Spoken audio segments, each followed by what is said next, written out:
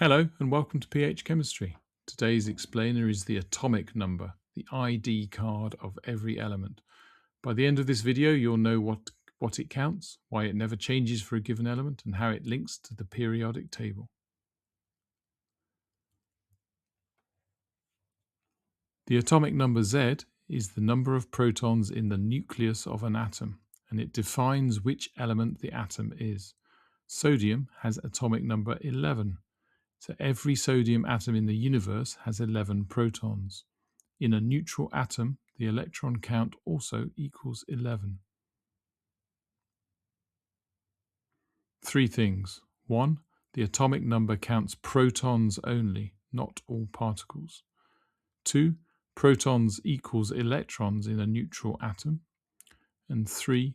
The atomic number is the element's position in the periodic table, reading from hydrogen at 1 through to the heavier elements. Common slip. Confusing atomic number with mass number. Atomic number counts only protons. Mass number counts protons plus neutrons. They're stacked on the symbol in nuclide notation. Atomic number on the bottom, mass number on the top. Quick example, sodium, atomic number 11, has 11 protons. If it loses one electron to form Na+, it still has 11 protons, so it's still sodium. Change the proton count and you'd change the element. Lose a proton and you'd have neon.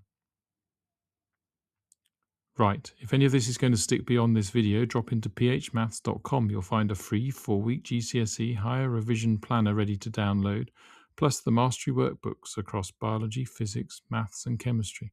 One for every higher topic, every answer fully worked, every common slip flagged. Simple explanations, serious results. See you next video.